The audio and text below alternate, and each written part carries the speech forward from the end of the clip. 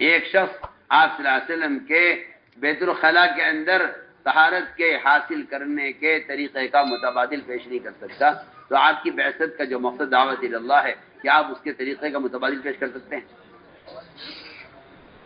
دیکھ سوال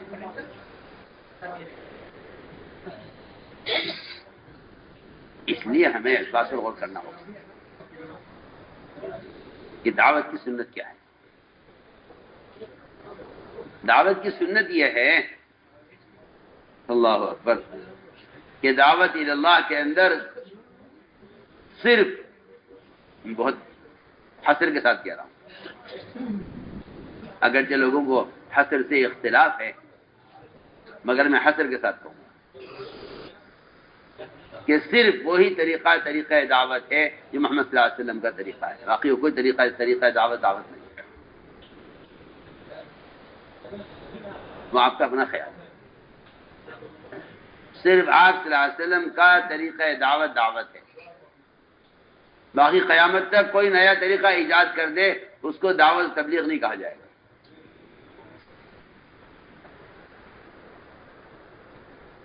اس لیے کہ تمام اذیتیں اور تمام تکالیف وہ صرف اس طریقے دعوت میں ہیں جو محمد صلی اللہ علیہ وسلم کا طریقہ ہے۔ اگر آپ اس سے ہٹا دیں دعوت کو تو میں پھر صاحب آپ سے عرض کرتا ہوں کہ آپ صلی اللہ علیہ وسلم کے طریقہ نماز کو بدل دیں،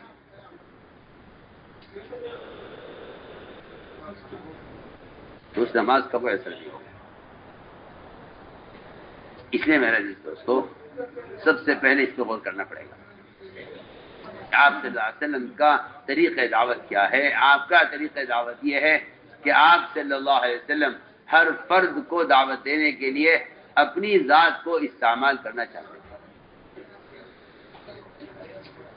اپنی ذات کے استعمال، خارجی کسی چیز سے، جس طرح نماز کا فریضہ ادا نہیں ہو سکتا اس طرح خارجی کسی چیز سے دعوت کا فریضہ ادا نہیں ہو سکتا۔ دعوت کے فریضے کو ادا کرنے کے لیے اس طرح بدن کا استعمال شرط ہے جس طرح نماز کے ادا کرنے کے لیے بدن کا استعمال شرط ہے۔ بنیادی بات، اس طرح نماز کے ادا کرنے کے لیے بدن کا استعمال شرط ہے، اس طرح دعوت کے فریضے کو ادا کرنے کے لیے بدن کا استعمال شرط ہے۔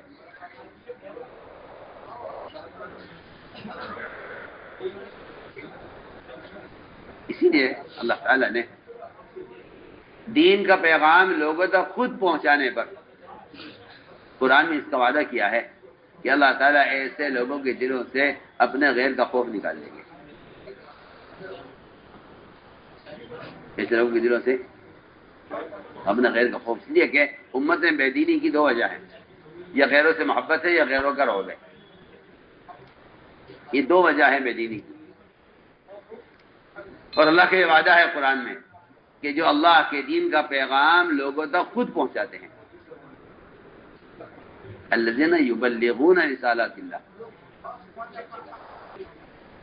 قرآن میں لفظ ہے یبلغون، تبلیغ کہتے ہیں دین کا پیغام لوگوں تک خود پہنچانا، جا کر لوگوں تک دین کا پیغام خود پہنچ، اس پر وعدہ ہے کہ ہم ایسے لوگوں کے دلوں سے اپنے غیر کا خوف نکال دیں گے۔ الذین یبلغون رسالات اللہ ویخشونہ ولا یخشون احدا الا اللہ، یہ وعدہ ہے اس پر کہ جو اللہ کے دین کا پیغام لوگوں تک خود پہنچاتے ہیں ہم ان کے دلوں سے اپنے غیر کا خوف نکال دیں گے۔ اس لیے ایک بنیادی بات ہے کہ دعوت کو بھی سنت پر لاؤ، جس طرح عبادت کو اور تمام ضروریات کو سنت پر لانا ضروری ہے۔ آپ صلی اللہ علیہ وسلم کے اتباع کا تقاضا یہ ہے، آپ کے اتباع کا تقاضا یہ ہے کہ آپ صلی اللہ علیہ وسلم کی عادات کو، اپنی عادات کو آپ کی عادات کے تابع کیا جائے۔ تو قرآن نے یہ شرط لگائی ہے ہدایت کے لیے کہ ہدایت کا وعدہ صرف اتباع سنت پر ہے، ہدایت کا وعدہ صرف اتباع ان تطیعوہ تہتدوا، کہ اگر تم نبی کی اطاعت کرو تو ہدایت کرو. تو سب سے بنیادی بات یہ ہے کہ دعوت میں وہ طریقہ عمل اور وہ طریقہ سنت لایا جائے جو طریقہ محمد صلی اللہ علیہ وسلم کا ہے. اور وہ یہ ہے کہ آدمی خود چل کر جائے دین کی دعوت امت کو دینے کے. اس لیے دین کا پیغام کسی ذریعے سے بھیج دینا، اس سے دعوت کا فریضہ ادا نہیں ہوتا. اس سے دعوت کا فریضہ ادا نہیں ہوتا، کیونکہ حدیث میں منکر کو بدلنے کے لیے 3 اسباب بیان کیے گئے: ہاتھ، زبان اور دل. یہ تینوں چیزیں انسان کے بدن سے متعلق ہیں. یہ تینوں انسان کے بدن سے متعلق ہیں. تینوں چیزیں بدن سے متعلق ہیں. اس سے معلوم ہوتا ہے کہ یہ 3 درجے جہاد کے ہیں، یہی 3 درجے ایمان کے ہیں. یہی 3 درجے ایمان کے ہیں، یہ 3 درجے جہاد کے ہیں. غلط ماحول کو ہاتھ سے بدلنا، یا زبان سے بدلنا، یا دل کی دعاؤں کے ذریعے بدلنا، یہ ایمان کا سب سے کمزور ترین، ضعیف ترین درجہ ہے. کہ آدمی منکر کو ہوتا ہوا دیکھ کر دل سے غمگین ہو اور اللہ سے دعا کرے کہ اے اللہ تو اس منکر کو تو ختم کر دے. یہ سب سے ضعیف ترین درجہ ہے ایمان کا. اگر خدا نہ کرے کسی مسلمان کی کیفیت یہ ہو گئی ہے کہ وہ منکر کو دیکھ کر اس کا دل نہیں دکھتا، تو اس بات کی علامت ہے کہ اس کے دل میں ایمان کا ذرہ بھی نہیں رہا ہے. اللہ، آپ سوچیے میں کچھ کہنا چاہتا ہوں. جو لوگ اپنی انفرادی عبادات، نماز، روزہ، حج، زکوٰۃ، ذکر، تلاوت، تہجد، عبادت، اسے مشغول ہے،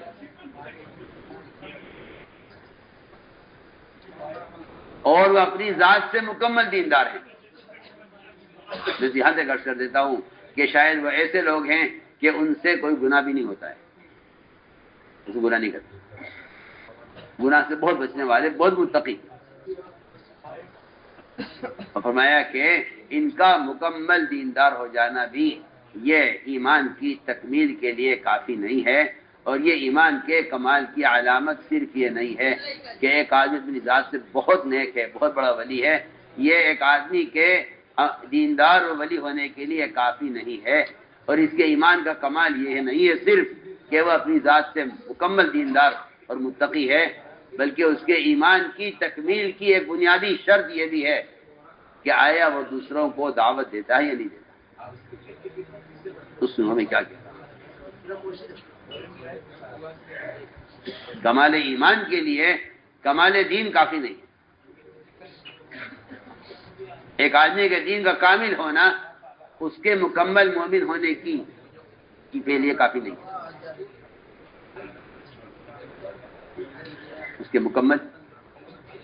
اس کے کمال ایمان کے لیے کافی نہیں ہے کہ وہ دیندار ہے. بالکل پکی بات میں آپ کا جو علماء نے لکھا ہے وہ آپ کا صاحب لکھا بدر عالم شنزالی نے ترجمہ سننا میں کہ ایک شخص ہے تو نفلیں اتنی پڑھتا ہے کہ اس کی پیشانی سجدے کے نشان سے سیاہ ہو جائے، اور روزے اتنے رکھتا ہے رمضان کے علاوہ کہ اس کے ہونٹ خشک پڑ جائے، اور زکوٰۃ پوری وقت پر ادا کرتا ہو، زکوٰۃ پوری وقت پر ادا کرتا ہو. اور فرمایا کہ یہ سارے اعمال اور یہ فرائض کا ادا کرنا یہ اس کے ایمان کی تکمیل کے لیے کافی نہیں ہے جب تک وہ دوسروں کو دعوت نہ دے. اس لیے کہ ایمان کے وجود کی علامتوں میں بنیادی علامت یہ ہے کہ آیا یہ منکر سے لوگوں کو بچانے کی کوشش کرتا ہے یا نہیں، لوگوں کو نیکی پر آمادہ کرتا ہے یا نہیں. اسے لکھا ہے کہ اپنی ذات کی اصلاح کی کوشش یہ ایمان کی تکمیل کے لیے کافی نہیں ہے، بلکہ ایمان کی تکمیل مجموعے کی اصلاح پر موقوف ہے. ایمان کی تکمیل مجموعے کی اصلاح پر، ایمان کی تکمیل مجموعے کی اصلاح پر موقوف ہے.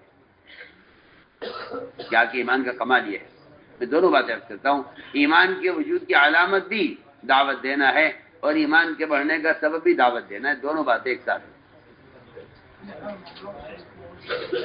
ایمان کے وجود کی علامت بھی ایمان کے وجود کی علامت بھی دعوت دینا اور ایمان کے بڑھنے کا سبب بھی دعوت دینا. مولانا صاحب رحمۃ اللہ علیہ فرمانا کہ اگر میں اس کام کا کوئی نام رکھتا تو میں اس کا نام تحریک ایمان رکھتا. اس ملفوظ کا مقصد ہی یہی تھا کہ دعوت کے بغیر ایمان کی تکمیل نہیں، دعوت کے بغیر ایمان کی تکمیل نہیں. قرآن نے ایمان کی تکمیل کو جوڑا ہے امر معروف نہی منکر کے ساتھ، جس کو دعوت کہتے ہیں. قرآن نے ایمان کی تکمیل کو جوڑا ہے امر معروف نہی منکر کے ساتھ.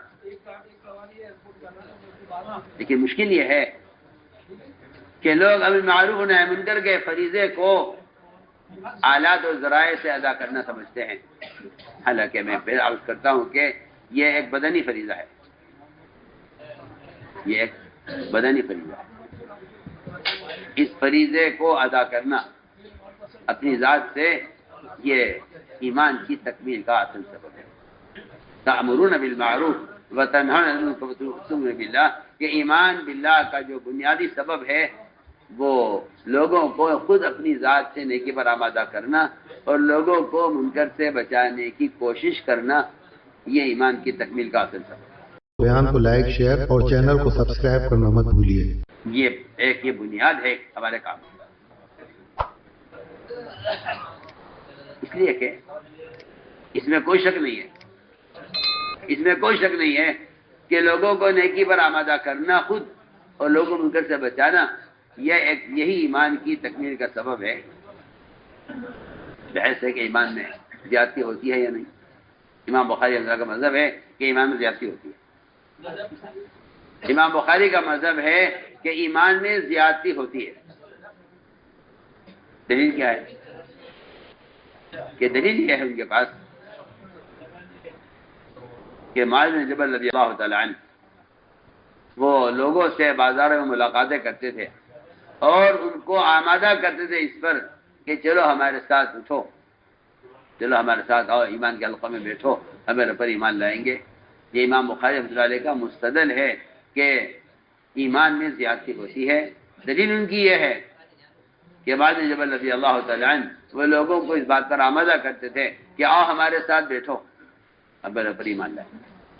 میں بے تکلف آپ سے عرض کرتا ہوں، ہر مسلمان کو چاہیے کہ وہ روزانہ اپنے ایمان کی تجدید کے لیے اپنا وقت فارغ کرے.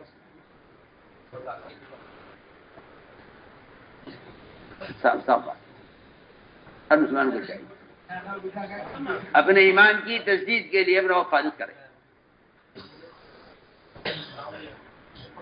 ایمان کی تجدید کے لیے اپنا وقت فارغ کرے.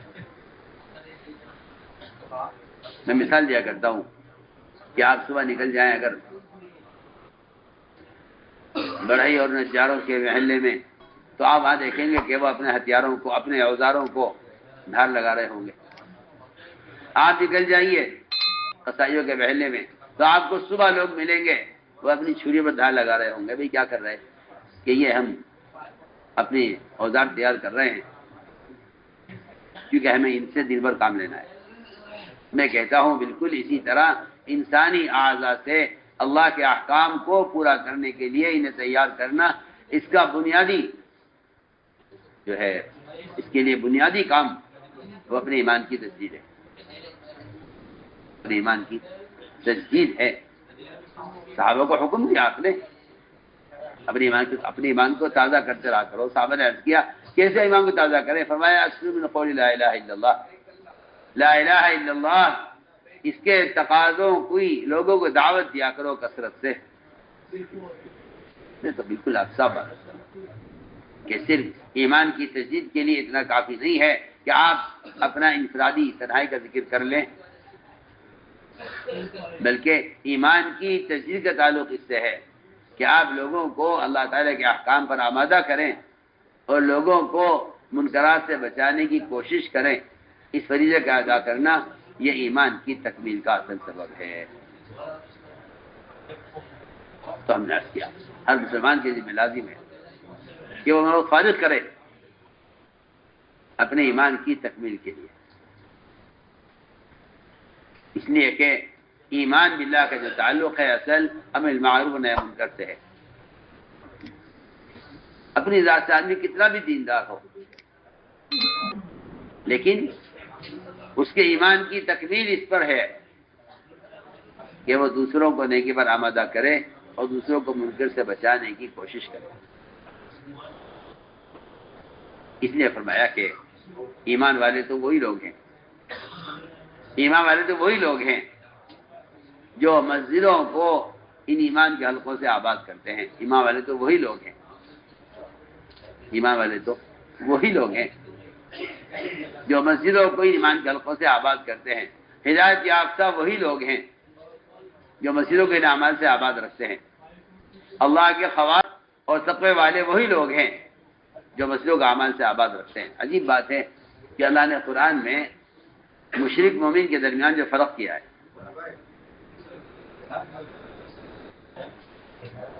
لوگ سمجھتے ہیں کہ فرائض کا ادا کرنا فرق ہے،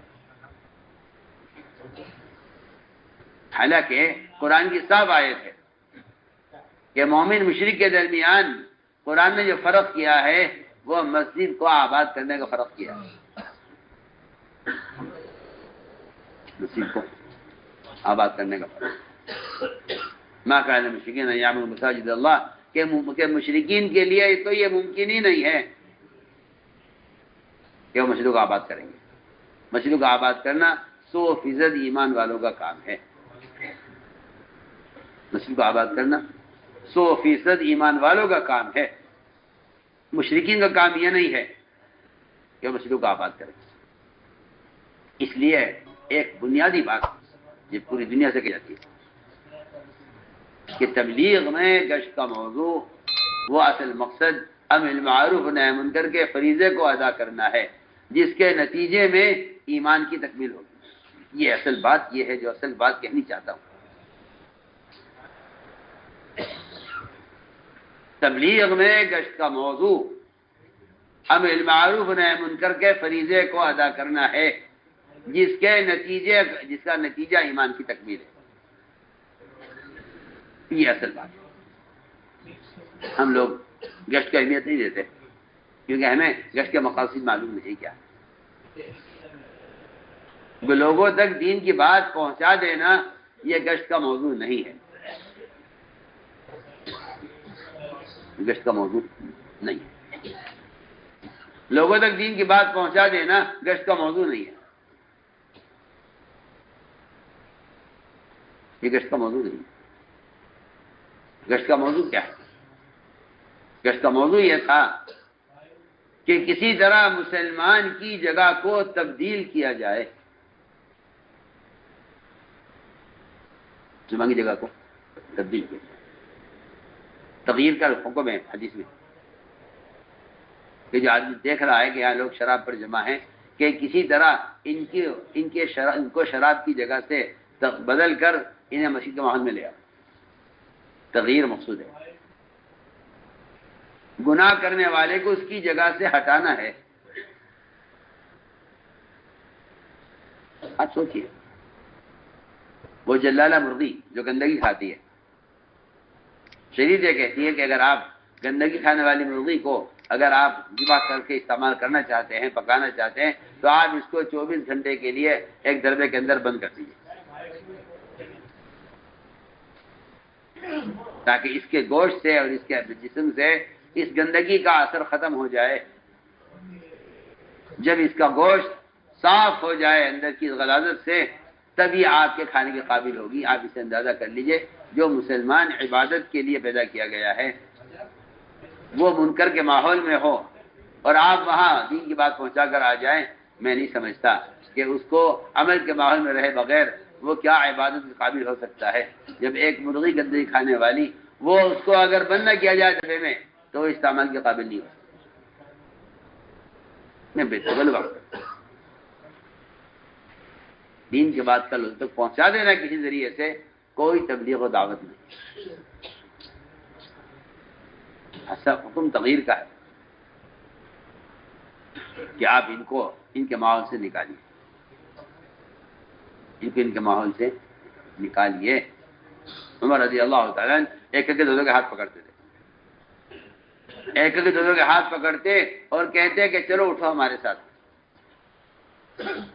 ہمارے پر ایمان لائیں گے۔ اور فرمایا کرتے تھے یہ کام میں اس لیے کرتا ہوں تاکہ میرے ایمان میں زیادتی ہو جائے۔ یہ حضرت عمر کا قول ہے، جس سے معلوم ہوتا ہے کہ صحابہ کے زمانے میں گشت کا اصل موضوع اپنے ایمان کی تکمیل تھی۔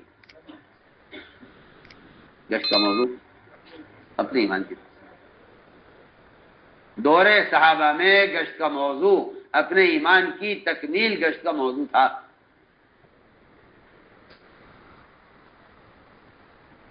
اس لیے میں نے عرض کیا کہ پہلا کام یہ ہے کہ ہمیں اس کام کے ذریعے اپنے ایمان کی تکمیل کرنی ہے، اور ایمان کا کمال موقوف ہے اس پر، بھلائی کا حکم کرنے برائی سے روکنے پر۔ اسی کے لیے گشت ہے، اسی کے لیے گشت ہے، اسی کے لیے گشت ہے کہ ہر فرد اپنا وقت فارغ کرے اس فریضے کو عملی طور پر ادا کرنے کے لیے۔ اور یہ بات حق ہے، یہ بات حق ہے کہ دین کی بات سمجھانے کے لیے لوگوں کو مسجد میں جمع کیا جائے،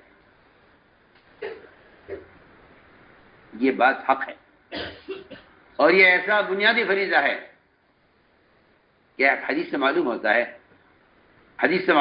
ہے کہ اس فریضے کو ٹال بھی نہیں سکتے، دوسروں پر ڈال بھی نہیں سکتے۔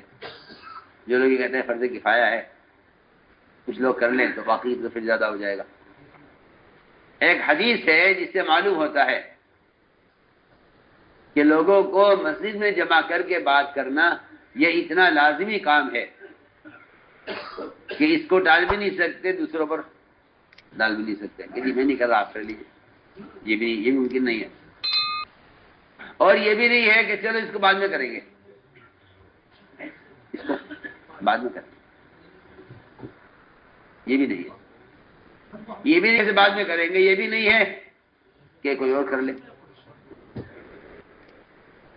دل چاہتا ہے کہ اس پر غور کیا جائے کہ لوگوں کو مسجد میں ہی جمع کر کے بات کرنا کیا ضروری ہے۔ اس لیے کہ میں آپ سے بے تکلف کہتا ہوں کہ بعض لوگ اس بات سے اختلاف کرتے ہیں کہ مشین میں لایا جائے، بعض لوگ اس بات سے اختلاف کرتے ہیں کہ مشین میں لایا جائے۔ اختلاف کی وجہ یہ ہے کہ صحابہ کی سیرت پر اور ان کے طریقہ عمل پر نظر نہیں ہے۔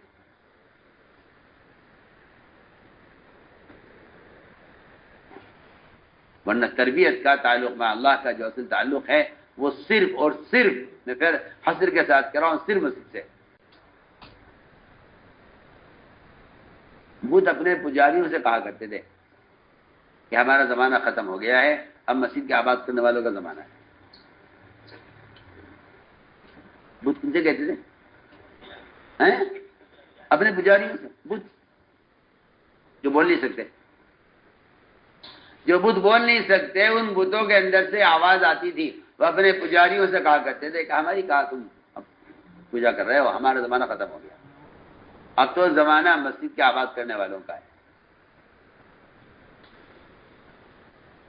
سوچیے، ایک چرواہا مدینہ منورہ سے دور کسی جنگل میں بکریاں چرا رہا تھا، بھیڑیے نے کہا اس چرواہے سے یہاں کہاں پھر رہے ہو جنگل میں، وہاں جاؤ مسجد نبوی میں، حضور اکرم صلی اللہ علیہ وسلم وہاں صحابہ کو انبیاء کے واقعات سنا رہے ہیں۔ ایک بھیڑیا بھی جنگل میں ایک چرواہے کو مسجد کی طرف بھیج رہا ہے۔ ان سے بارے بات کر رہا ہوں. نہیں اس کو یہاں دین کی دعوت دیتا ہے، اس سے کلمہ پڑھوا لیتا، وہاں جا. ہمیں غور کرنا پڑے گا اس. تو بعض لوگ اس بات کی اختلاف کرتے ہیں کہ کہاں اس کا گھر کہاں ہے، میرا گھر کہاں ہے، مسجد کہاں ہے، یہاں سے وہاں کہاں لے کے جائیں گے. امریکہ والے مجھ سے کہنے لگے کہ جی ہمارا ہندوستان کی طرح نہیں ہے کہ وہ مسجد برابر میں اور 500 گھر مسجد کے آس پاس، ہمارا ایسی گنجان آبادی نہیں ہے. ہماری مسجد تو بہت دور دور ہوتی ہیں. میں نے کہا تو اگر پیدل چل کر جانا اتنا دور ممکن نہ ہو تو گاڑی میں اٹھا کے لے آؤ، کہاں لے آؤ.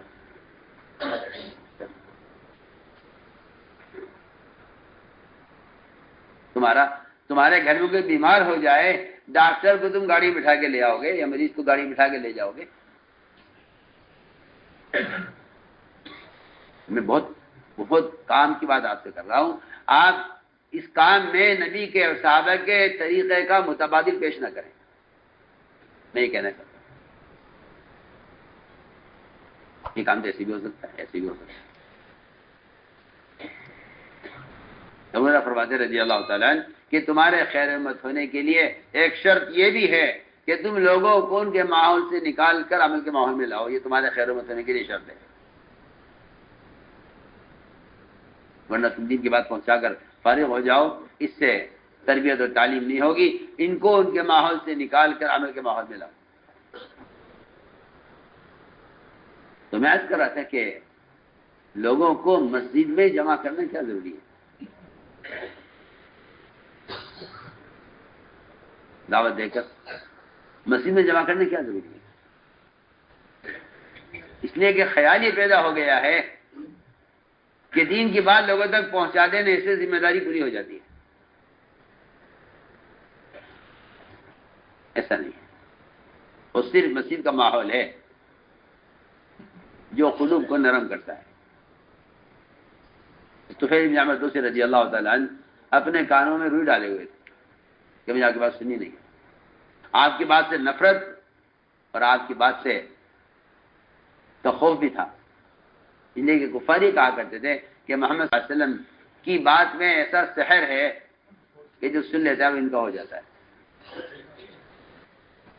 وہ کہتے ہیں طفیل رضی اللہ تعالیٰ عنہ کہ میں نے کانوں کو روئی سے بند کیا کہ میں ان کی بات سننا نہیں چاہتا تھا، لیکن میں نے جیسے ہی قدم مسجد میں رکھا اندر سے میرے دل نے تقاضا کیا کہ طفیل ان کی بات تجھے سننی چاہیے. میں کہتا ہوں امت میں اس طرح دین سے وحشت اور دین کی بات سے امت اتنی بدکی ہوئی ہے کہ آپ اگر کو آپ کا جو ہے الٹی کھوپڑی آپ کی اگر اس بات کی دعوت، اس بات کا مشورہ دیتی ہے کہ ان موبائلوں سے دین کی باتیں نشر کرو، یہ بھی تبلیغ ہے، تو میں کہتا ہوں ایسا پاگل آدمی ہے جو محمد صلی اللہ علیہ وسلم کے طریقہ دعوت کی توہین کر رہا ہے. میں اس سے تو کیا کہوں.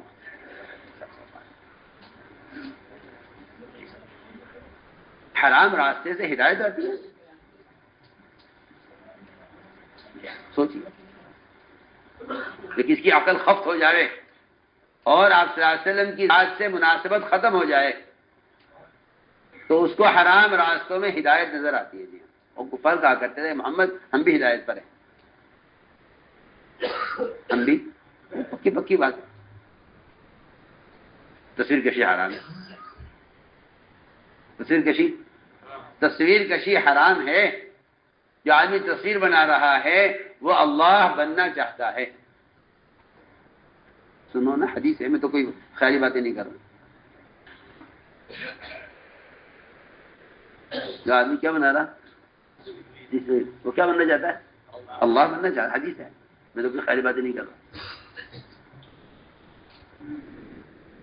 تو دھوکہ یہ ملا ہے کہ لوگوں کو بات پہنچ جائے گی، ہدایت ہو جائے گی. سوچیے آپ، شراب پینے والا، زنا کرنے والا، چوری کرنے والا، جھوٹ بولنے والا، سود کھانے والا، کسی کبیرہ گناہ کرنے والے کو نہیں کہا کہ یہ اللہ بننا چاہتا ہے سوائے مصور کے. حدیث ہے، کسی مصور ہے جو خالق بننا چاہتا ہے، میرا مقابلہ کرتا ہے. اس لیے سب سے سخت عذاب جہنم مصور کے لیے. جی آپ ان تصاویر کے ذریعے دین کی باتیں نشر کر کے سمجھتے ہیں کہ لوگوں کو ہدایت مل جائے گی.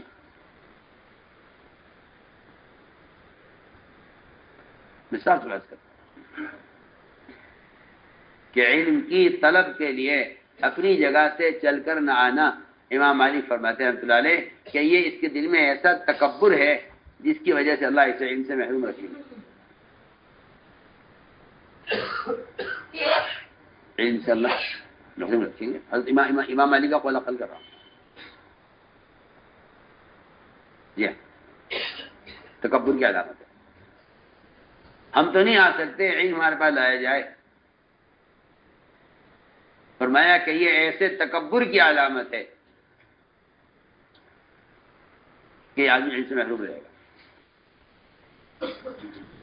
یہ جواب امام مالک رحمۃ اللہ علیہ نے خلیفہ ہارون رشید کو دیا تھا جب اس نے امام مالک کو اپنے ہاں طلب کیا تھا کہ آپ کتاب لے کے میرے محل میں آئیں اور میں حدیث سننا چاہتا ہوں. کہ اگر تمہارا خیال یہ ہے کہ علم چل کر تمہارے پاس آئے تو اللہ تمہیں ذلیل کریں گے، اور بلکہ کوفے کے امیر خالد نے امام بخاری رحمۃ اللہ علیہ کو حکم دیا تھا کہ آپ میرے گھر میں آ کر میرے بچوں کو حدیث پڑھائیں. امام بخاری نے فرمایا تھا کہ میں حدیث پڑھانے کے لیے آپ کے گھر میں آؤں، میں حدیث کو ذلیل کرنا نہیں چاہتا. سوچیے کسی میں عقل ہو تو بھی سوچیے. آپ ان گندے حالات سے دین کی باتیں نشر کر کے کہتے ہیں کہ ہاں یہ زمانے کا طریقہ ہے.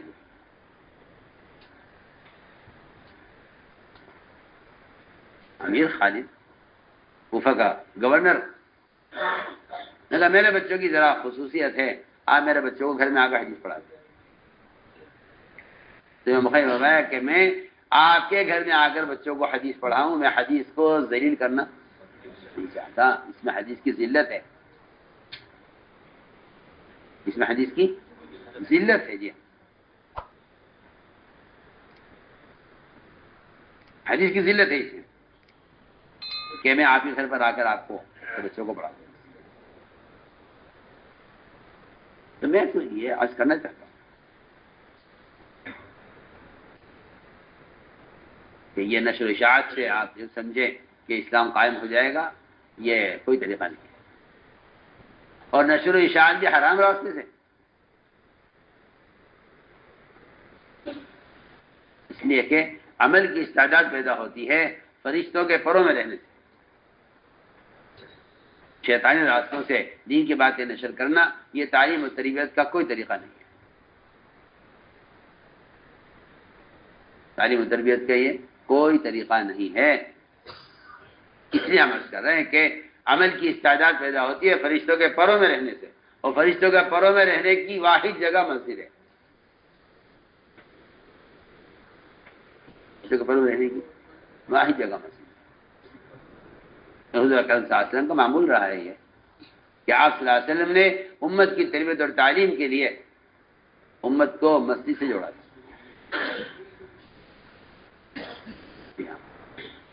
اسلام سے حق بات سے نفرت کرنے والوں کو، فرائض سے انکار کرنے والوں کو، چوری کرنے والے کو، زنا کا تقاضا کرنے والے کو، ان سب کو آپ نے تعلیم کے لیے مسجد جوڑا تھا. ان سب کو تعلیم کے لیے کہ یہاں فرشتوں کے پروں میں رہ کر ان میں عمل کی استعداد پیدا ہوگی. لیکن افسوس یہ ہے، افسوس کی بات یہ ہے کہ لوگ رواجی طریقوں کو سنت پر ترجیح دیتے ہیں، بجائے رواج کی مخالفت کرنے کے رواج کی کو ترجیح دیتے ہیں سنت پر. اور اللہ معاف کرے، اب تو یہاں تک پہنچ چکا ہے معاملہ کہ اب تو رواج کے خلاف سننا برداشت نہیں ہوتا. رواج کے خلاف سننا برداشت نہیں ہوتا. اور کہتے ہیں اس کی آپ رواج کی مخالفت کیوں کر رہے ہیں؟ تو میں نے عرض کیا کہ اصل تعلیم و تربیت کا تعلق مسجد سے تھا. کہ حضور اکرم صلی اللہ علیہ وسلم کا معمول تھا یہ، آپ بالاسرار لوگوں کو مسجد میں رکھتے تھے. چور ڈرا ہوا تھا کہ بھاگ جائے گا، فرمایا اس کو باندھ دو مسجد سے. باندھنا بطور سزا کے نہیں ہے، باندھنا بطور تربیت کے ہے. باندھنا بطور سزا کے نہیں، باندھنا بطور تربیت کے ہے. اس سے معلوم ہوتا ہے مسجد میں رہنا بذات مقصود ہے. مسجد میں رہنا بذات مقصود ہے. ہمارے مسجد میں رکھو، ہمیں اس کے دل میں چوری کی نفرت پیدا کرنی ہے. صرف یہ بتا دینا چوری کرنا حرام ہے، گناہ ہے، یہ دینی معلومات ہیں. دینی معلومات سے عمل کی استعداد پیدا نہیں ہوتی. بیان آپ کو پسند آیا ہو تو بیان کو لائک، شیئر اور چینل کو سبسکرائب کرنا مت بھولیے. کمنٹس میں اپنی رائے کا اظہار ضرور کیجیے.